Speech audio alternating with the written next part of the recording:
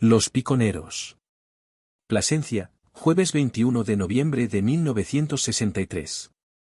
Escrito el día 3 de marzo de 2016, revisado el 20 de mayo de 2026.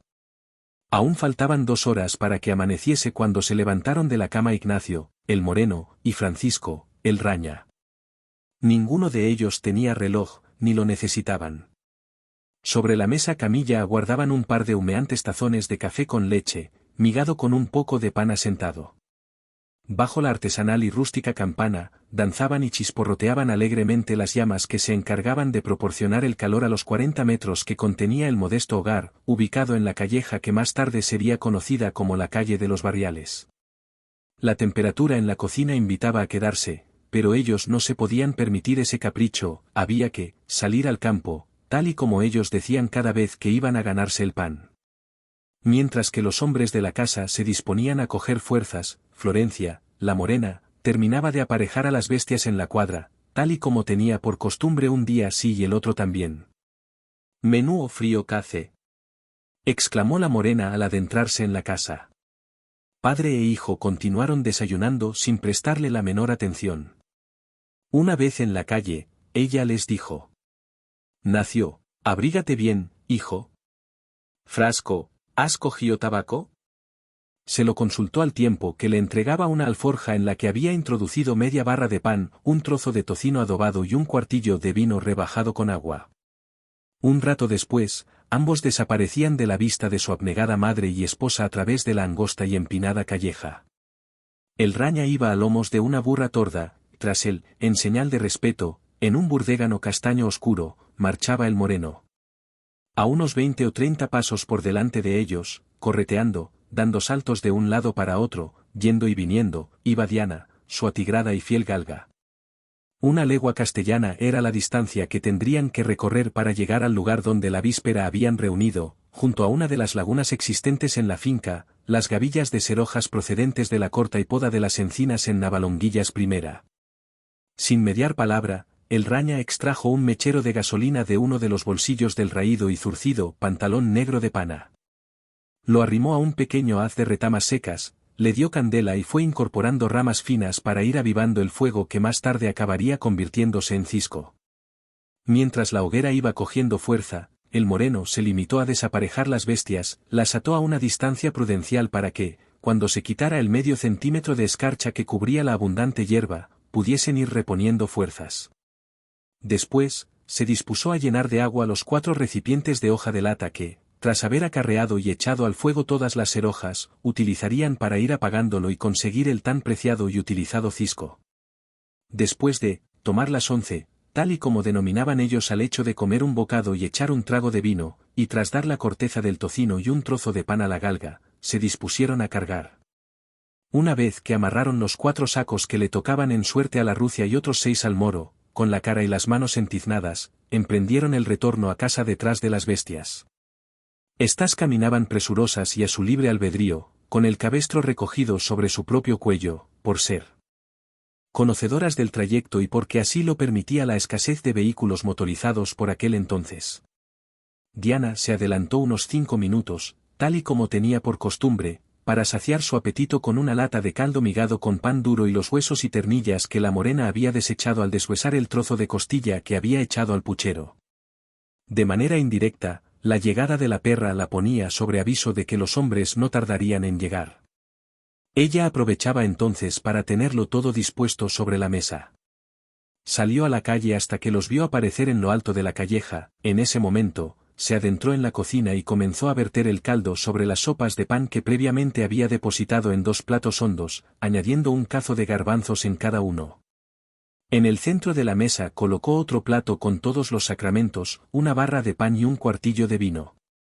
Al llegar las bestias, la Morena se dispuso a recibirlas para atar los cabestros en la argolla que estaba junto a la puerta de la cuadra.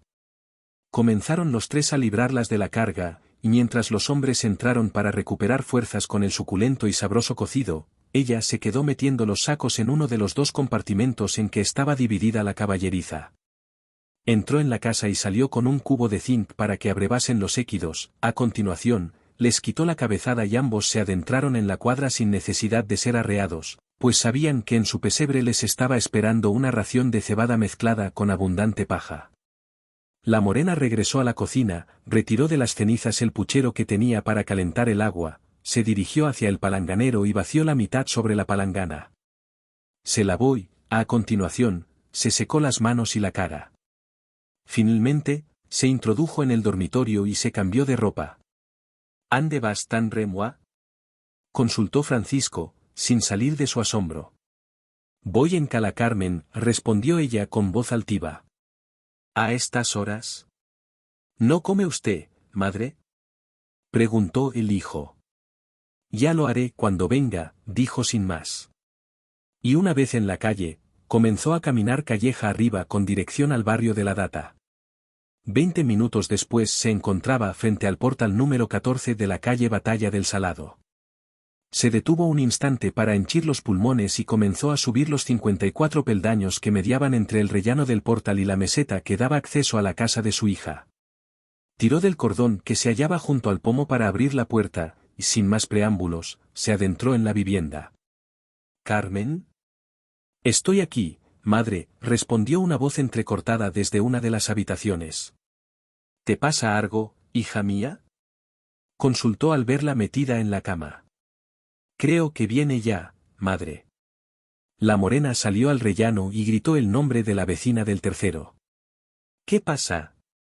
Consultó ésta desde su puerta. ¿Que se ha puesto de parto la mi muchacha? La señora Carmen subió todo lo rápida que le permitió la angosta escalera, y sin necesidad de matrona ni médico, así es como vine a este mundo aquel ajetreado, distante y gélido día. Francisco, el Raña, o sea, mi abuelo por parte materna, aprendió el oficio de Julián Herrero Meinsanaba, su padre. Este fue un labrador que, venido a menos por asuntos familiares, no le quedó otra que abandonar Zarzalamayor, el pueblo de Extremadura que le vio nacer tal día como hoy, allá por el año de 1874. Como consecuencia de aquel inesperado acontecimiento, se desplazó hasta Madrid para retirar de una entidad bancaria las 2000 pesetas que en su día le había entregado una familia pudiente por el hecho de acudir a combatir en la guerra de Cuba, en sustitución de su único heredero. Con ese dinero llegaron a Plasencia, la ciudad que acogió y amparó a los excombatientes tras retornar de la contienda.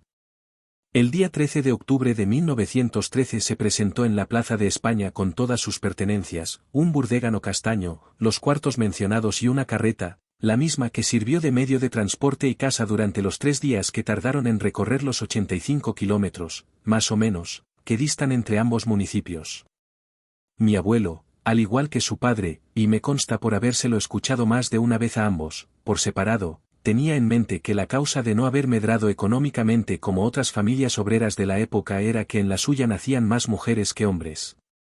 Esto es algo que no comparto ya que, si no hubiese sido por la señora Morena, es decir, mi abuela, no sé qué suerte habrían corrido mi madre, su hermano y sus 2 hermanas. A mi abuelo se le alegró el alma tanto como la vida cuando tuvo conocimiento de mi existencia, es decir, desde el mismo día en que nací. 5 o 6 horas después, cuando mi abuela retornó al número 37 de la calle Los Barriales, él comenzó a hacer planes para el futuro, sin ser consciente de que si los años pasaban para mí, por ende, pasarían también para él. Pensó que tenía la obligación de enseñarme el oficio, cuando el vino que ingería le afectaba un poco más de la cuenta, se le llenaba la boca al decir a todo aquel que le escuchase: ahora todo va a cambiar, y de aquí a nacemos 3 pa hacer picón.